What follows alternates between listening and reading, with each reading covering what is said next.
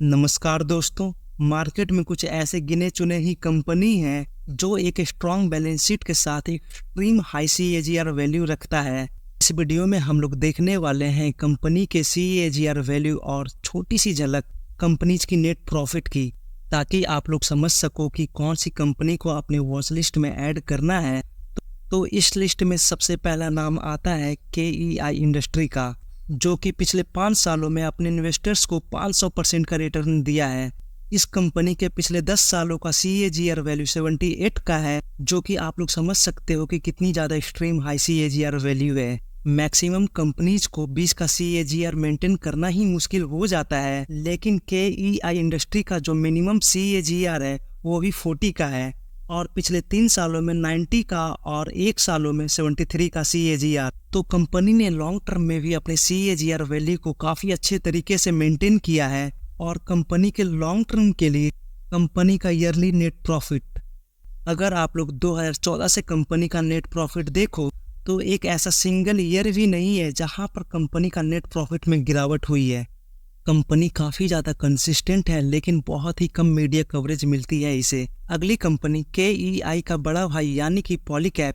तो पिछले 5 सालों में पॉलीकैब ने 618% का रिटर्न दिया है, और इस कंपनी के पिछले 3 साल और 1 साल का ही CAGR वैल्यू है, जो कि 76 और 95 का CAGR वैल्यू रखता है।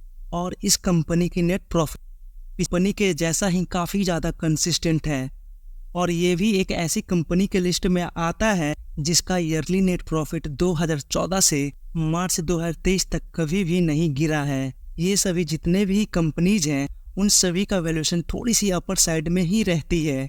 अगली कंपनी VVL यानी कि वरुण बेवरेजेज, जिसका 5 सालों का रिटर्न 634% है, और इसका भी मिनिमम CAGR वैल्यू 50 है। पिछले 3 सालों का 71 और पिछले 1 सालों का 61। इस कंपनी का नेट प्रॉफिट में थोड़ी उठा पटक तो है, लेकिन कंपनी काफ़ी ज़्यादा बेहतरीन है। तो इसलिए ये कंपनी आपके रिस्क टेकिंग एबिलिटी पे फिट होती है, तो आप लोग इस कंपनी को स्टडी कर सकते हो।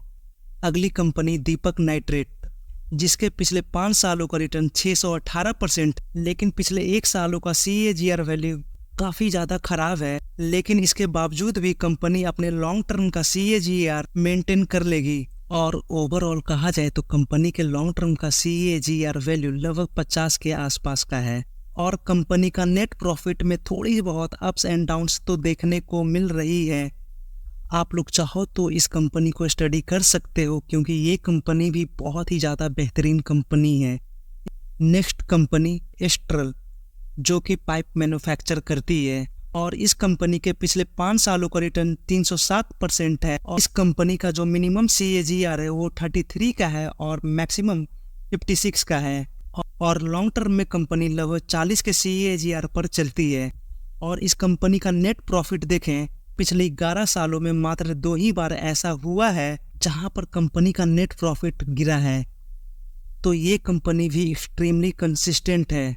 अगली कंपनी APL अपोलो ट्यूब्स, जो कि पिछले 5 सालों में 772% का रिटर्न दिया है, और इस कंपनी के CAGR कितना ज़्यादा बेहतरीन है आप लोग खुद ही देखो। इसका मिनिमम CAGR ही 48 का है और मैक्सिमम 96 का है।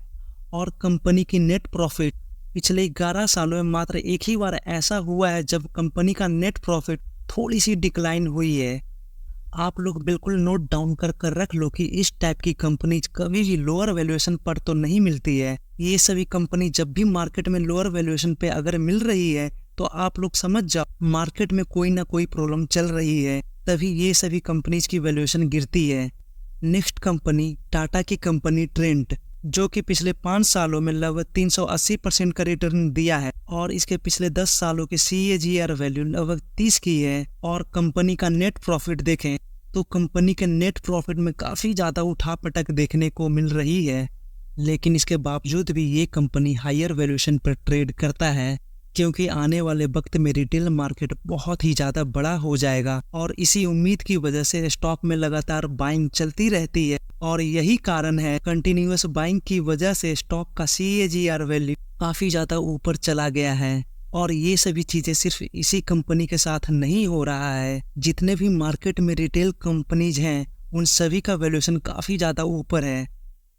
लेकिन इसके बावजूद भी कंपनी के नेट प्रॉफिट में काफ़ी ज़्यादा उथल पुथल है। और इसी के साथ एक क्वेश्चन आता है, कंपनी का नेट प्रॉफिट इतना ज़्यादा अप्स एंड डाउन से गुजर रही है तो कंपनी इतना हाई CAGR कैसे जनरेट कर पा रही है? तो इसका सिंपल सा आंसर है कि जितने भी रिटेल में काम करने वाली कंपनीज है उन सभी का वैल्यूएशन काफ़ी ज़्यादा ऊपर है। और वो इसलिए क्योंकि फ्यूचर में रिटेल सेक्टर में एक्सट्रीम ग्रोथ आना अभी बाकी है।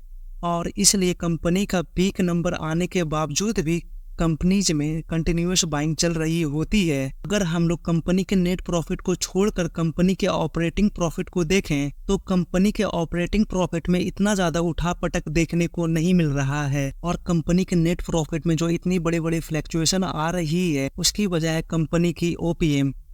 कंपनी अपने OPM को सही तरीके से मेंटेन नहीं कर पा रही है। लेकिन जो भी हो, मार्केट ये उम्मीद कर चल रही है फ्यूचर में रिटेल कंपनी बहुत ही ज़्यादा रिटर्न जनरेट कर दे सकती। और इसी वजह से कंपनी का CAGR इतना ज़्यादा बेहतरीन देखने को मिल रहा है। और इसी के साथ इस वीडियो को एंड करते हैं। Thank you for watching.